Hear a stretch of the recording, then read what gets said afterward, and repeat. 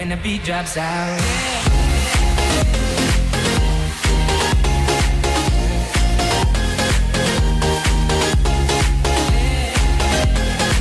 What's up, guys?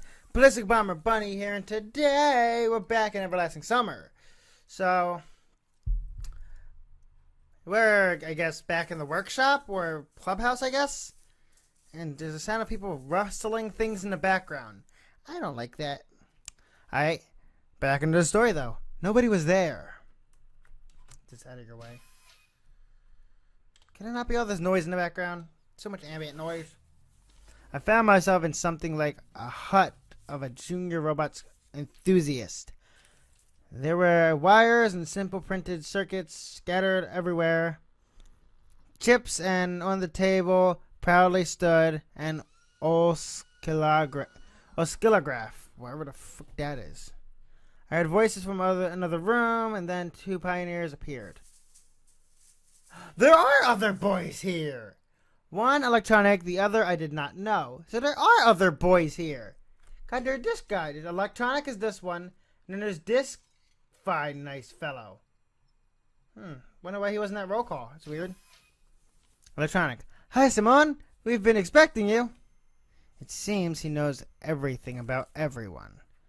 Why were you expecting me? Well, of course, because you came to sign up to our cybernetics club, didn't you? He didn't let me answer. And this is Shirik. He's in charge here.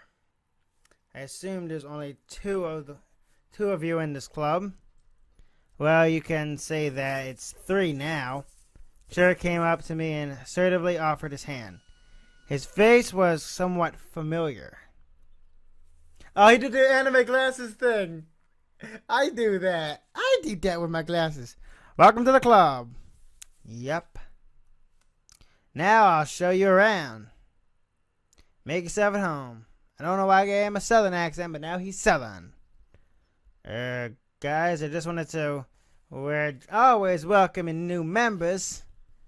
He said in such a way that the anthem of the Soviet Union suddenly started playing in my head. That was funny. It's amazing. I even remember the words. In the first grade, I had a textbook with the lyrics in the back. No, I just wanted to sign my checklist. Just want you to sign my checklist. Yep, you sign up to the club, we'll sign your checklist. He grinned. I was getting ready for a long and boring argument, but then I heard someone enter. Slavia! I looked back and saw Slavia. She's cute. I like Slavia. Simon, I hope they're not giving you any trouble. Oh, she's doing the annoyed hair flip. Her hair is very long and in a cute freaking like braid thing. She narrowed her eyes, looking at the future of the motherland's robotics industry. I know these two. They can. Well, you know, actually, I just need to get my checklist signed. I decided to take advantage of the situation. No problem. Give it to me. Slavia took the paper and marched up to Shirik. Sign it. Hold on, we're not done yet. You're done. Sign it now. Ooh, she's bossy. She's a bit too bossy. I don't know if I like that. I don't really like bossy girls. She gave Shirik such a threatening look that it made him lose every possible objection. I guess technically it's not bossy, it's protective. Because she knows how these two can act and they get very pushy and joining a thing. And she's just like, let the guy leave. He wrote some squiggles on the checklist. I think thanks Slavia, and then moved in a mellow mood. Aw, that was nice. Okay, I can't go to the clubhouse anymore. Yeah, me. Oh, we can see everybody on the map. There's like two people in there. There's two people down here. There's like two people per room. Look, there's that girl. I'm saying they're there. Guy wearing a bag on his head. Let's go to music club. The music club, a small one-leveled building, was located at some distance from the other camp buildings. I guess those are the bunks for everyone. I opened the door and entered without hesitation. Oh, it's very lovely. There's an electric guitar. I doubt there was electric guitars in this era. But anyway, what era was this? There were enough instruments for a whole orchestra here. Drums, guitars, even a piano. I spent some time... What just happened in the background? I spent some time looking closely at every instrument, wanting to guess the time period they were from, but suddenly I heard a crawling sound coming from underneath the piano. Okay. That's Miku, and those are Miku panties. I know because the white and blue striped pad. Okay, I'm not gonna... Well, I just proved I'm a pervert. Whatever. A girl. Seems like she was looking for something. She was standing on all fours in such a suggestive pose that I hesitated to speak at first. Excuse me. She's gonna hit her head. Oh, she just looks back. Pioneer Girl. That's Miku! Who's there? Ow. She tried to stand up, but bottoming... bottoming or something. I don't know what that word is. Banging of the piano prevented... The bottom of the piano... God. That was a fucking mission to figure out that word. Prevented her from doing so. Can we just get her panties from in my face? Ouch. Thank you. It is Miku! She struggled out. Sorry, I scared you. It's nothing. Oh, you got a checklist? Must be new here. It's freaking Miku! What's she doing in freaking Russia? Yes. My name is Miku! I'm not a Miku fan. No, really, I'm serious. Nobody believes me, but it's my real name. My mother is Japanese. My dad met her when he was building... Well, it wasn't him who was building. He's an engineer. It's legit fucking Miku! And he was working on a nuclear power plant there, or a dam, or a bridge, whatever. She was talking so fast she swallowed half the words she tried to pronounce. I'm Simone. Great. Want to be in our club? It's only me here now, but it will be two of us then. Do you play anything? I really want to say yes if I can. I don't even care about music that much. Like, I like music, but it's like I really just want to be next to Miku. When I became antisocial, I bought a guitar and learned a few chords, but then I forgot about it, since I quit everything that required more than a couple of hours to learn. No, I wasn't planning to do anything like that, really. Oh, it's okay. I'll teach you. Maybe a trumpet, or for example. How about violin? I know it all, honestly. It's Miku! I'm really happy Miku's in this freaking game. There was no point in arguing with the orchestra girl, since there was only another cascade of words wanting to blast at me. Hey, I'll think about it. Can you just sign it for now? Yes, sure, give it to me. Be sure to come around. I sing too. I'll sing you some Japanese folk songs, or maybe if you're not into that, something more contemporary. Sure, thanks. Gotta go now. Oh gosh, she's blushing! Of course, come anytime. I fucking love Miku. Up. I made a fool of myself on the internet, didn't I? Oh well, the end of her sentence stayed inside. It might be nice to hang around with the guitar in the evening, but in such company... It's Elisa! It's Alyssa! I turned to leave and came face to face with Alyssa. She eyed me suspiciously. Why did you come? The checklist? Got it signed? Yes? Then move it. Alyssa went inside and hurried to leave the place. I hurried to leave the place. I'm going to an infirmary after that because I feel sick with the meeting with her. Get it? Get it? Because she makes me feel uncomfortable. Well, how pushy she is and mean and not nice. What's the point of visiting the infirmary? My health was fine. The fresh local air clearly did me some good. I felt fresher than usual, but I just have to visit it. I entered. Who's going to be in here? A common infirmary like my school doctor's room. Hello there. You have two different color eyes. And you're fucking hot. Like in an anime. A middle-aged woman sat at the table. What's with this music? It's very suggestive music. Obviously, she was a nurse.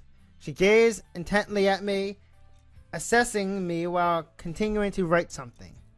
Well, hello, Pioneer, said the nurse without being distracted from her work. Good afternoon, ma'am. I have something. Sit down, please. I looked around the room. On the couch, I sat down. Strip. Whoa! Whoa! Buy me coffee first. Like, take me out to dinner or something. Like, I barely know you. She said all of it with an even tone. What for? To inspect, to auscultate, to check on your health, you know? By the way, my name is Violetta, but you can call me Viola. I'm gonna call you freaking very uncomfortable. Shut up, person. She turned to me. What are you waiting for? Strip. I don't want to, but I have no health issues. I've got this. I neatly gave her the paper. Later. She took the stethoscope off her neck, seeming like she intended to probe me with it. But then someone knocked on the door. The nurse answering unwittingly. Come in. In a moment, the door opened and an electronic rushed inside. Oh, did Elisa punch you? Hello, I failed during the football game. Nonsense, of course. I'm okay, but Olga Dimitrievna, there was a massive bruise under Electric's eye. I doubt it's because of a football injury. Sit down. I'll have a look, she said to him. And you, pass me your checklist. Thank fucking God. That was about to get weird. The nurse quickly signed it and continued. If something hurts, come to me immediately, Pioneer. I don't like her. She's very suggestive. I decided not to answer and went out, closing the door behind me. Thank God Electric got punched probably by Alyssa. Where's Slavia? We left him a Slavia, didn't we? She punched the shit out of him. The nurse is surely something else. I don't want to beat her anymore. If I feel sick, I'll just go die in the woods. It's better. Maybe a bear will take care of me. Actually, I love reading. But spending my days in a library under the current circumstances was well beyond my scope. I bet Yulena's in here. So I'd better hurry up with this checklist. Well then, I have not seen so much propaganda in one place ever. So I stepped inside. A memory from my childhood emerged in my head. It was very vivid. I'm 7 or 8 years old. I am all at the library with my mother. Sorry, I had to burp, but it didn't come out. While she's looking through the books I might need for my studies, I'm sitting in the corner and looking through their collection of comic books. Back then, I didn't know why they had so many, or why couldn't I take some with me. The notion of collective property was something my mind hadn't grasped yet at that age. However, back then, the whole concept of property was pretty hazy to me. The memory seems even stranger now while I was standing in this particular camp where they might have managed to build communism in 3 years. Soviet symbolism was all over the place and the shelves were full of related literature. Of course, I wasn't planning to read any of these.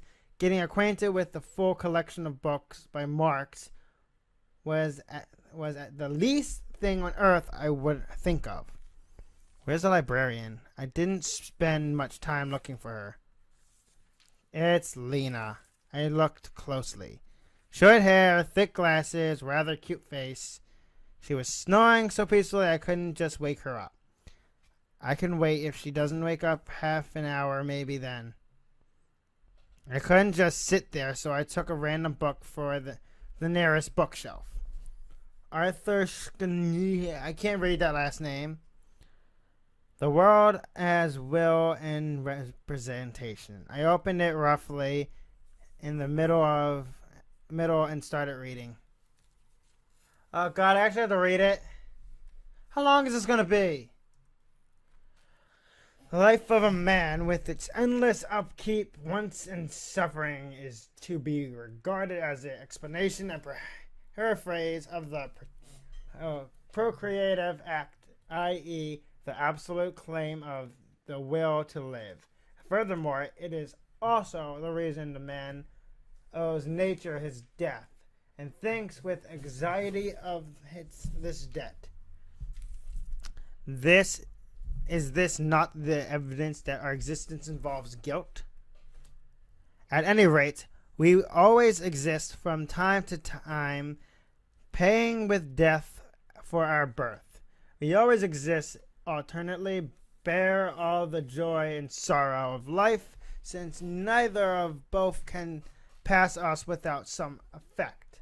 That is a result of our stated will to live.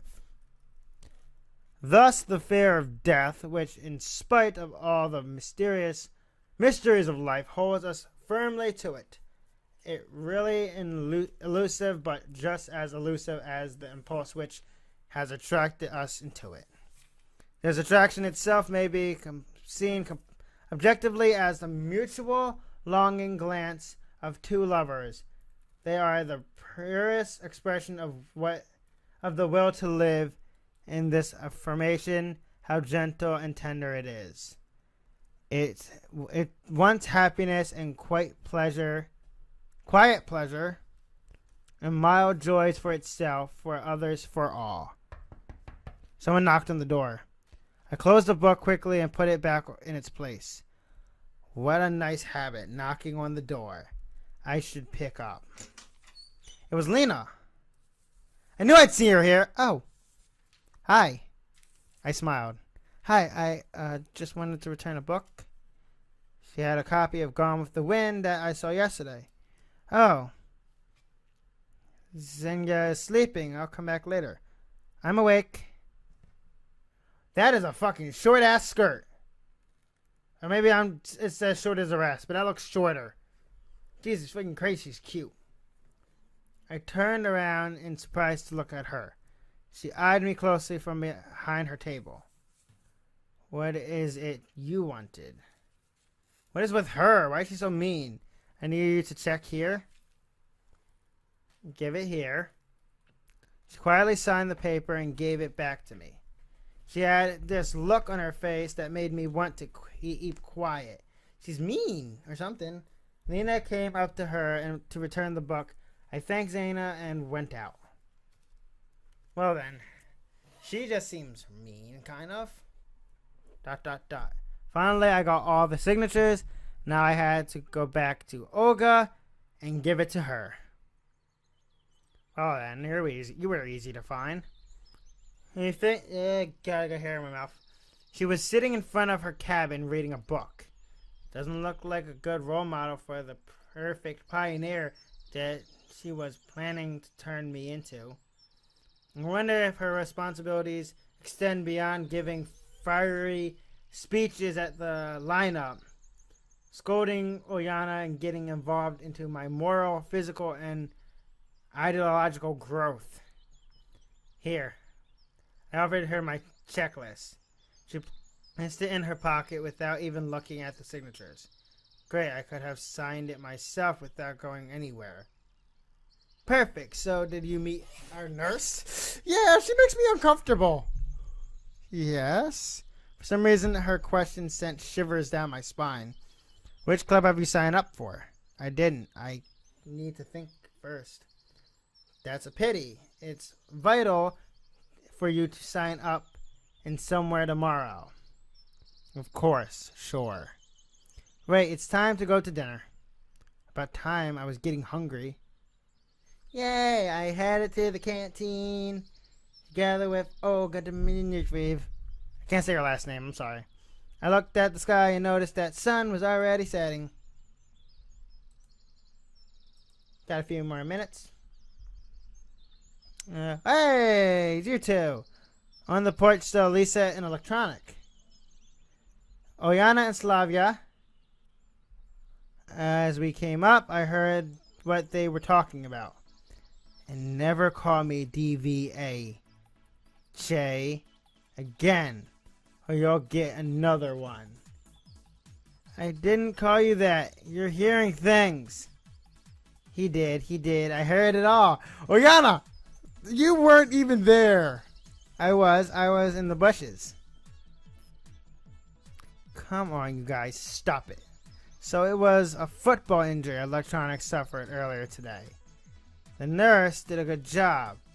I couldn't even see his black eye. I came up to them and asked about the ruckus. What happened? Alyssa and Eskov. I didn't do anything. She shrugged with antipathy and went inside. Right, dinner time. And just looking around at all the faces. It's fun to do. I entered last. There weren't too many free seats.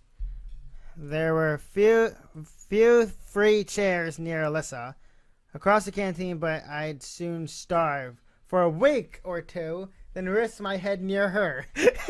Yeah, she seems like a bully. There was also a seat near Organa, but I'm not into traditional Chinese whatever crawlers cuisine. Finally, a free chair near Miku. Yes! Looks like I'll have to pick my poison. You mind if I sit here? Yes! And just gonna go ahead and check the time, and yes, this is where we're gonna leave this episode, because I'm gonna have fun sitting next to Miku in the next episode. And thank you guys so much for watching. I hope you liked it. Drop a like, subscribe, get us to 50 subscribers, and I'll catch you guys in the next video. See ya. Your magic white rabbit has left its writing on the wall. We follow like Alice and just keep diving down the hole.